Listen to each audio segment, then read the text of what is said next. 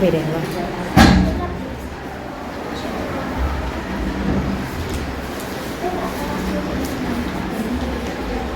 નમસ્કાર, મારા મોડેલનું નામ છે હોલોગ્રામ. પ્રકાશ કેવી રીતે પરાવર્તિત કરે છે તે આ મોડેલ દ્વારા જોઈ શકાય છે. અહીંયા મોબાઈલમાંથી નીકળતો પ્રકાશ પ્લાસ્ટિકની સપાટી પર અથડાઈને વચ્ચેના ભાગમાં એકત્રિત થાય છે, જેના કારણે આપણને હવામાં થતું.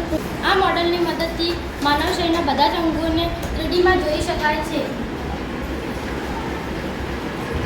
બનાવ્યું હતું તે કેવી દેખાશે તે આ મોડેલ દ્વારા જોઈ શકાય છે.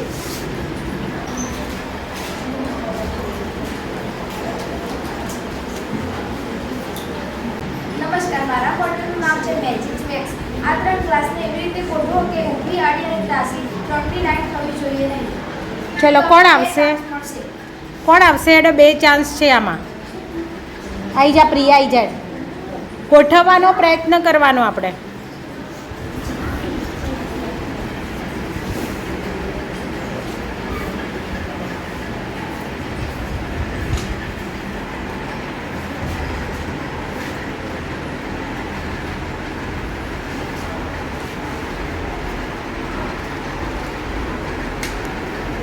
ત્રણ થયા કે ના થયા?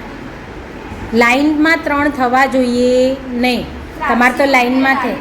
તમારે તો ત્રાંસી, આ ત્રાંસી લાઈનમાં ત્રાસી થઈ જાય, આડી થઈ જાય, ઊભી થઈ જાય.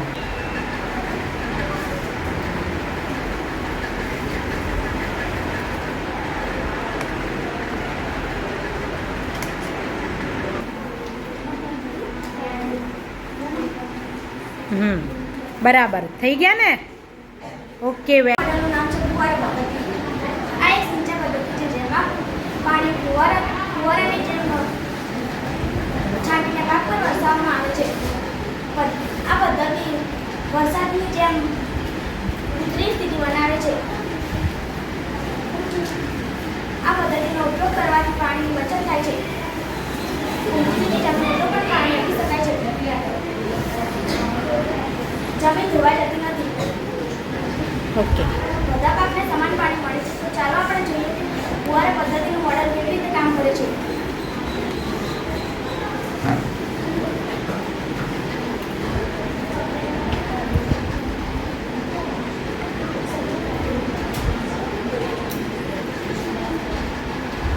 ફરીથી કહો.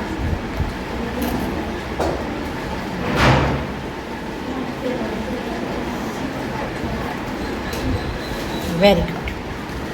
નમસ્કાર, મારા મોડેલનું નામ છે ફુવારા પ્રકાર. આપણે પહેલાં જોઈએ 0 થી 90 વર્ષના વચ્ચેમાં લઘુકોણ ફૂલો બને છે. બીજું કાટકોણ ફૂલ. કાટકોણ ફૂલો 90 વર્ષના ખૂણાથી બને છે. ત્રીજું ગુરુકોણ. ગુરુકોણ 90 વર્ષના ખૂણાથી 180 અંશના વચ્ચેમાં બને છે. ત્રીજું સરળ કોણ. સરળ કોણ 180 અંશના ખૂણાથી બને છે. ચોથું પ્રતિબિંબ કોણ. 180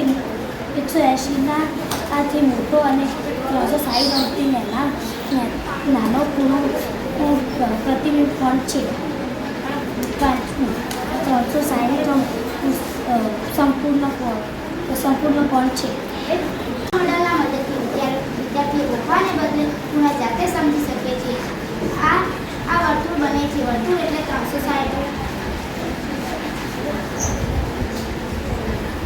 આ ત્રિકોણ લીધો છે. તેના બહિષ્કોણના 3 ટુકડા કર્યા છે અને વર્તુળ બનાવ્યું છે.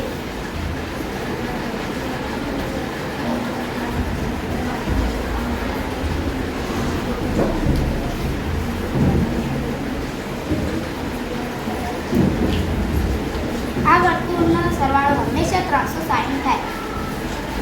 એવી રીતે ચતુષ્કોણ. એના પણ બહિષ્કોણ બાજુના 4 ટુકડા કર્યા છે અને વર્તુળ બનાવ્યું છે.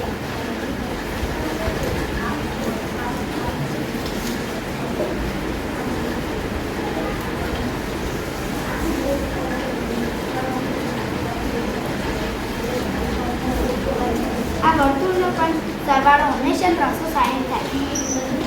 એવી રીતે પંચકોણ લીધો છે. પંચકોણમાં પણ બહિષ્કોણના 5 ટુકડા કરે છે અને વર્તુળ બનાવે છે.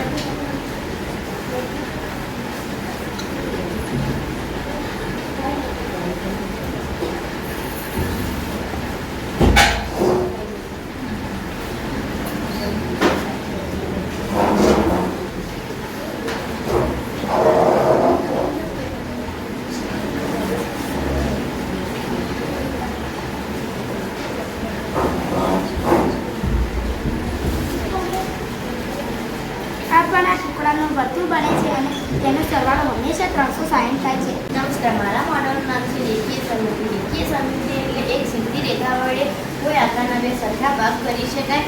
આ બંને એકબીજાને પ્રતિબિંબ સરખા હોવા જોઈએ.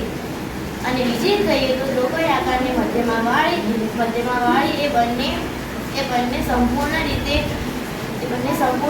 આવી જાય તો તેને રેખીય સમમિતિ કહેવાય. હવે બોલો, શેમાં રેખીય સમમિતિ કયા અક્ષર?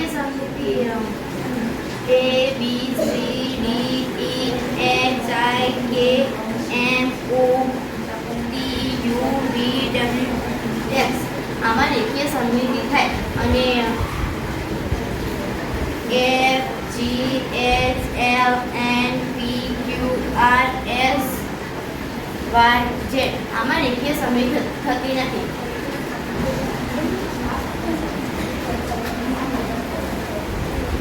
નમસ્કાર, મારા મોડલનું નામ વર્ગ અને ગણનું મોડલ છે. તો ચાલો જોઈએ વર્ગ અને ગણનું મોડલ.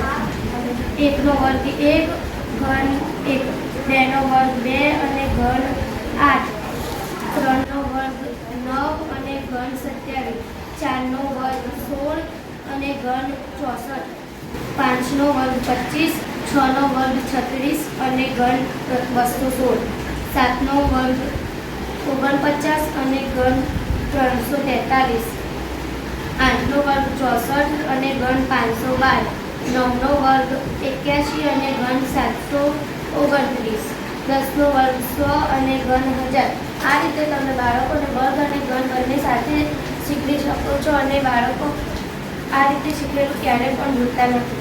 મારા મોડલનું નામ છે લાઈફ ગ્રુપ જેકેટ. આ જેકેટ અમે પાંચ વસ્તુનો ઉપયોગ કરીને બનાવ્યું છે. પછી બનાવવામાં હવા ભરેલી હોય છે. હવા પાણી કરતાં હલકી હોય છે. જ્યારે કોઈ માણસ પાણીમાં જાય છે ત્યારે આ જેકેટ તેને તરતા રાખે છે. જો કોઈ વ્યક્તિ પાણીમાં પડી જાય અથવા તરતા ના આવડતું હોય તો આ જેકેટ ખૂબ જ ઉપયોગી છે. નમસ્કાર, મારા મોડલનું નામ છે ઘડિયાળનું મોડલ. અહીં અમે 11 થી 14ના ઘડિયાળ લીધા છે. 11 ની સામે 11નો ઘડિયો, 12ની સામે 12નો ઘડિયો, 13ની સામે 13નો ઘડિયો, 14ની સામે 21નો ઘડિયો. આ રીતે બાળકોને ઘડિયાળ ખૂબ જ ઝડપથી યાદ રહે છે અને શીખેલું ક્યારે પણ ભૂલતા નથી. નમસ્કાર, મારું મોડલનું નામ છે પૂર્ણાંકોનો ગુણાકાર. જો બે ધન હોય તો જવાબ ધન આવે. એક ધન અને એક ઋણ હોય તો જવાબ ઋણ આવે.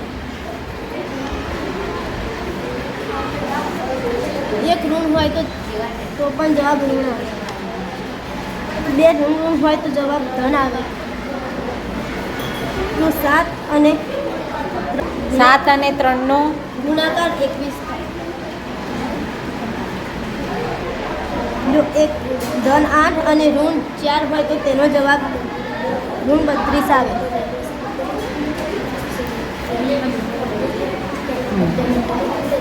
ઋણ 8 અને ઋણ 9.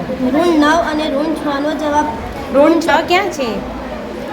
ઋણ 9 અને ધન 6 નો જવાબ ઋણ 54 આવે. ઋણ 6 અને ઋણ 5 નો જવાબ 30 આવે. કારણ કે બે ઋણ છે ધન થઈ જાય. ઓકે, બરાબર. નમસ્કાર, મારા પ્રોજેક્ટનું નામ છે કેલેડોસ્કોપ. કેલેડોસ્કોપ એ એક પ્રકાશીય સાધન છે તે પ્રકાશના પૂર્ણ પરાવર્તનના સિદ્ધાંત પર કાર્ય કરે છે. આ સાધન અરીસાની પંખીઓની 60 અંશના ખૂણે ગોઠવેલું હોય છે. ગોઠવે છે. આ સાધનની સૌથી મોટી વાત એ છે કે તે પ્રકાશના તમે જેટલી વાર ફેરવશો તેટલી વાર એક નવી ડિઝાઇન જોવા મળશે. કાપડના ડિઝાઇનને આર્કિટેક્ટ એન્જિનિયર તેનો ઉપયોગ કરે છે. હવે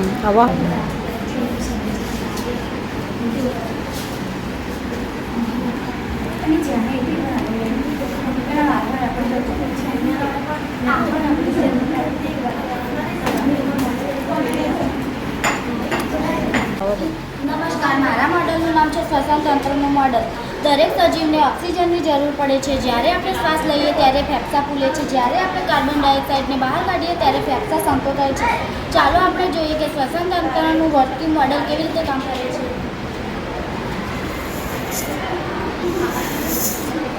આ રીતે શ્વસન તંત્રનું વર્કિંગ મોડલ કામ કરે છે. ફેફસા આપણા રુધિરને સ્વચ્છ રાખે છે. નમસ્કાર, મારા મોડલ નામ છે પરિભ્રમણીય સમિતિ. પરિભ્રમણીય સમિતિ એટલે જ્યારે કોઈ આકારને કેન્દ્રની આસપાસ ફેરવે અને તેને પહેલાંની જેવી દેખાય તેને પરિભ્રમણીય સમિતિ કહે છે. અહીંયા તમે જોઈ શકો છો, ચોરસ 4 વખત એવી ને એવી આકૃતિ દેખાય છે. લંબચોરસ 2 વખત, ત્રિકોણ 3 વખત,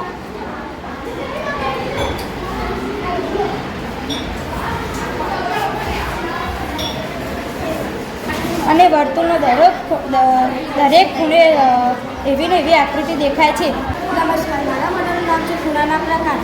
લઘુકોણ 0 અંશથી 90 અંશના વચ્ચેનો આવતો ખૂણો. કાટકોણ 90 અંશના માપનો ખૂણો. 90 અંશ. ગુરુકોણ 90 અંશથી 180 અંશ વચ્ચે આવતો ખૂણો. સરળ કોણ 180 અંશ માપનો ખૂણો. પ્રતિબિંબ કોણ 180 અંશથી વધારે અને 360 અંશથી ઓછો ખૂણો. 1 નો વર્ગ 1, 2 નો વર્ગ 4, 3 નો વર્ગ 9, 4 નો વર્ગ 16, 5 નો વર્ગ 36, 6 નો વર્ગ 39, 7 નો વર્ગ 64, 9 નો વર્ગ 81, 10 નો વર્ગ 100, 11 નો વર્ગ 121, 12 નો વર્ગ 144,